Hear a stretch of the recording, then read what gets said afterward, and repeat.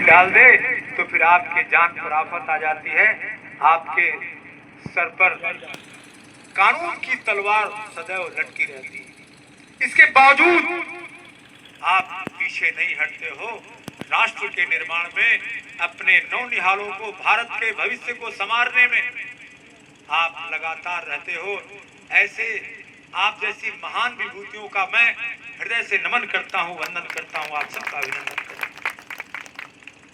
और मैं एक लाइन में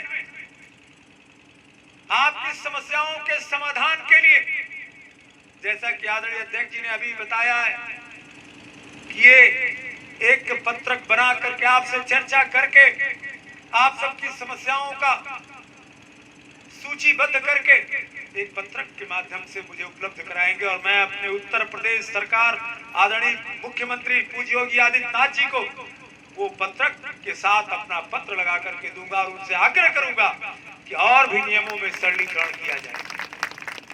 नियमों में सरलीकरण करके हमारे विद्यालयों को समुचित सहयोग किया जाए। ऐसे बहुत सारे विद्यालय हैं जो सरकार से अनुदान भी प्राप्त होता है, परंतु मुझे जहां तक अनुमान है यहाँ पर कोई ऐसा प्रबंधक नहीं होगा जिसे सरकार का अनुदान प्राप्त होता। कोई नहीं है। सरकार से अनुदान प्राप्त होने की एक बड़े लंबे समय से बंद हो चुका है। सरकार से अनुदान अगर प्राप्त हो तो हमारे विद्यालयों को ग्रो करने में, उनकी समस्याओं में जो समाधान का रास्ता बेहतर तरीके से ढूंढा जा सकता है। और मैं इस बात का आपको भरोसा दिलाता हूं, आप अपने पत्रक में अनुदान की बात भी करिएगा और जिस प्रकार की समस्याओं से आप रूबरू होते हैं उन समस्याओं को जरूर चिन्हित करके मुझे दीजिएगा और जरूरत पड़ी तो विधानसभा के सत्र के दौरान मैं आपकी आवाज विधानसभा में उठाऊंगा। और एक और मैं आपको वचन देता हूं, आप सभी जानते हो कि जब भी आप एक टेलीफोन करते हो तो अनिल त्रिपाठी आपका टेलीफोन उठाता है और तत्काल ही उस समस्या का समाधान करने का कार्य भी करता है। जब कभी भी किसी विभाग के द्वारा आपके ऊपर किसी प्रकार का अनुचित आरोप लगा करके आपके शोषण करने की प्रयास किया जाता है तो मुझे सिर्फ एक सूचना दे दीजिएगा, आपकी समस्या का तत्काल समाधान करने का कार्य करूंगा। मैं अभी बताऊं, एक विद्यालय साढ़े कला में, जय हिंद चौरसिया, उनका विद्यालय चूंकि अभी मान्यता नहीं मिली थी, मान्यता की कोशिश कर रहे थे। पिछले 20 सालों से वो पढ़ा रहे थे बच्चों को।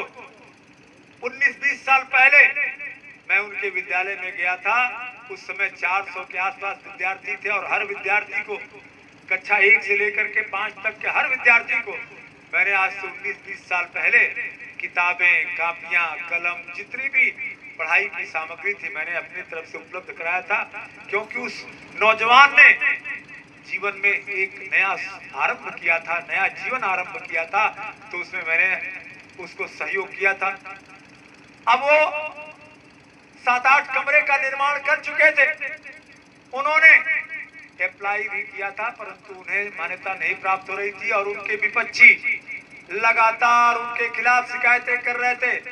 मैंने पीएसए से, जिलाधिकारी से, यहाँ के खंड शिक्षा अधिकारी से, सारे लोगों से कहा कि उनके द्वारा महीने भर के अंदर सारी प्रक्रिया पूरी करके आवेदन कर दिया जाएगा, परंतु उनके विद्यालय को बंद न किया जाए। लगातार एक व्यक्ति ने, जिसका नाम था उमेश सिंह, उसने लगातार उनके खिलाफ कंप्लेंट किया, लेकिन मेरे आग्रह पर उन्हें अवसर दिया गया और आज उनके भवन का निर्माण पूरा हो गया। उन्होंने आवेदन कर दिया, शीघ्र उन्हें इसकी मान्यता भी प्राप्त हो जाएगी तो सारी बाधाएं दूर हो जाएंगी। तो इस तरीके से धनात्मक विचारों के साथ, धनात्मक सोच, पॉजिटिव सोच के साथ कार्य करना है। और आप सब तो अब संघ के रूप में एक साथ इकट्ठा हो, निश्चित रूप से आप सब मिलजुल करके अपनी समस्याओं का समाधान जरूर ढूंढ लोगे, परंतु जहां आपकी सीमा समाप्त होती है वहां पर मुझे याद कर लेना, आपकी हर समस्या का समाधान करने के लिए अनिल त्रिपाठी उपलब्ध है। आज इस अवसर पर मां सरस्वती के चरणों में नमन वंदन करते हुए बस अपनी बात को यहीं पर समाप्त करना चाहूंगा। भारत माता की जय। जय हिंद।